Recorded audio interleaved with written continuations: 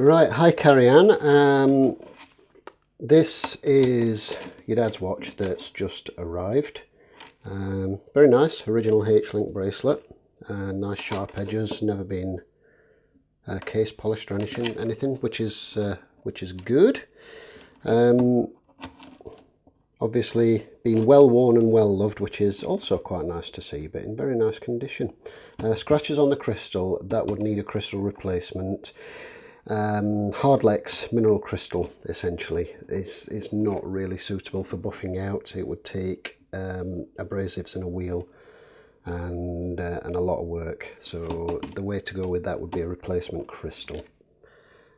The other alternative, of course, would be to leave it as is, because it doesn't obscure the dial particularly. You can still see it, and the dial and the inner bezel is in really nice condition, so that's always nice to see as well. What I'm going to do is pop off the bracelet, and what I'm going to do here is just pop the bracelet off,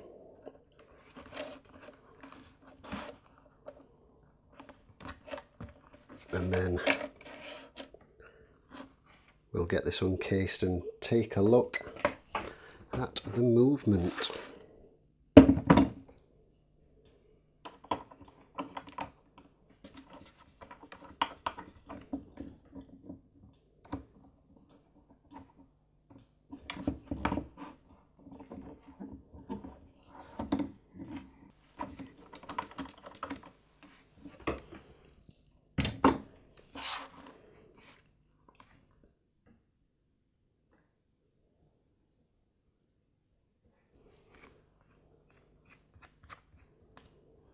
Case back's also in really nice condition. No horrible nasty gouge marks from previous poor opening attempts. You see a lot of people, you see this quite commonly on screw case backs, where a lot of people have tried to open them with the cheap case back removal tools, and what it tends to do is gouge great big nasty scratches across the case back from the slots. So that's nice to see that that hasn't happened. I've got a very worn rotor bearing, and you can see evidence of that here. Let me just get pegwood.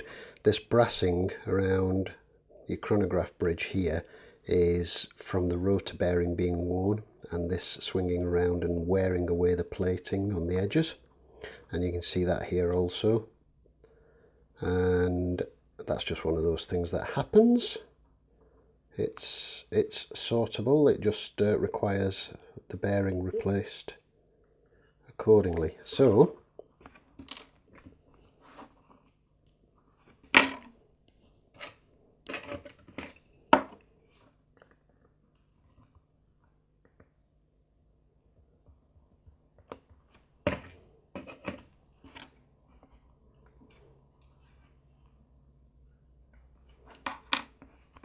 pop the oscillating weight off so we can get a better look.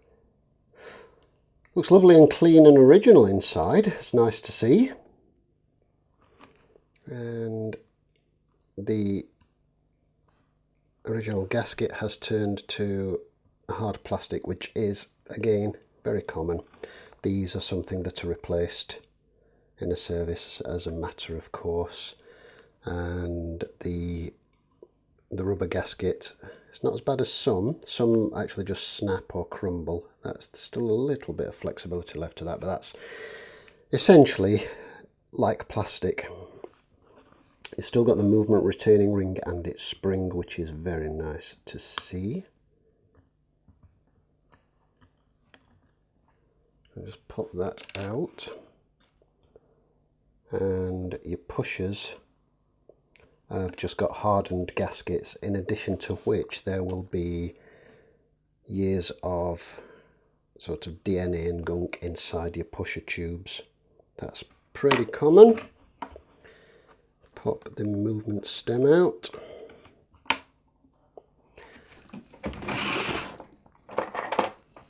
This is your bearing here, which has wear. and that's why your oscillating weight flops around, and that's why you get the wear, the brassing on these edges.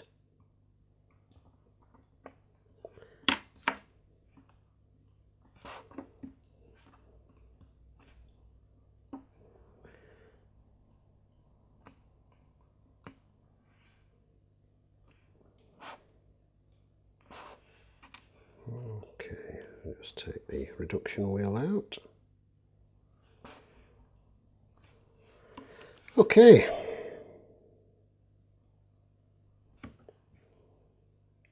It's actually beating quite reasonably, very respectably, I've got to say. And this is potentially looking like it's in very good condition. So,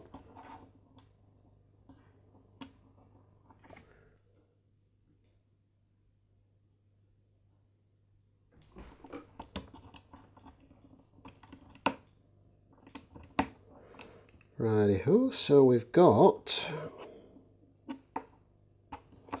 me just move these hands out of the way.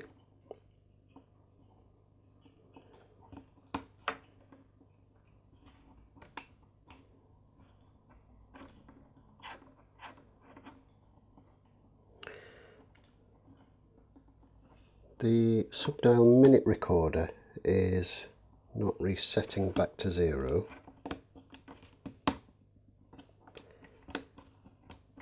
It could simply be that it's slipping on its pinion, or it could be that it is stuck. Okay, it's obviously been, it must have slipped or caught at some point, and it's set to the 5-minute mark. So what's happening is when you're pressing the reset, is that's jumping back to the 5-minute recorder mark rather than the 30 up at the top there. That's not a problem, that's just simply a matter of resetting, because it's resetting to the same place. The chronograph is working. That's always a good thing. We'll just leave that running, make sure it turns around a minute. Okay, so the minute counter's working, that's just jumped over, that's no problem. Right, so just pop that on the timing machine, and it's not bad. We're getting about 150 degrees of amplitude, which is not unsurprising for a watch that's fairly old and hasn't been serviced in a while. But obviously it's not suitably good enough amplitude, but that's just purely down to cleaning rather than anything else.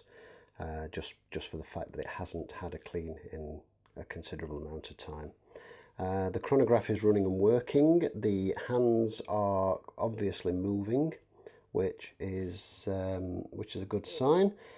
The day-date change is functional, as you can see. The inner bezel rotates okay, and on the whole, it's really quite nice. It's not bad at all. The dial's in beautiful condition, really nice. And the whole watch is just nice and honest and original. It's definitely worth getting fully serviced and new seals. This is your mainspring barrel right here, and these are the pivot, the arbor goes into the base plate of the movement straight into the metal, which is plated brass. And what happens is the steel of the pivot wears that plated brass, and there is some play there. It's hard to see, but there is some play, which is not even remotely surprising. This is, I think I've only ever encountered one that has no play, and it must have just been one that had sat in a drawer most of its life. Okay, I've just taken down the power of the movement to recheck that, because any play will be more evident without this being under the strain of the mainspring, and hopefully you can see there the play is much more evident And as I say, that's common, that's par for the course for the 6139 movements. It's just how they wear, and it's a design flaw essentially. And I guess at the time they were just never intended to be as long lasting as they were, and like many watches. And additionally, the fact that spares used to be plentiful, and being plentiful, it would just be a simple case of replacing an entire component. So the main plate, for example, when it went in for service, would have been replaced as a whole, thereby replacing the barrel arbor hole in the process. But of course, spares, as in individual spare components, are few and far between now. They're very thin on the ground, especially some specific particular ones.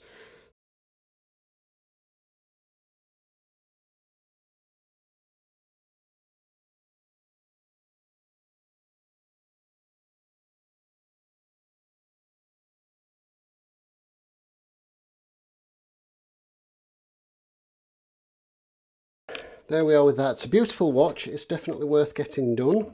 These yellowed sunburst style 6139s, the Pogues as they are collectively referred to, without getting into the whole argument about the 6002s and the 6005s and all that kind of thing. They're lovely watches. They're very collectible, and original ones are becoming more so every day.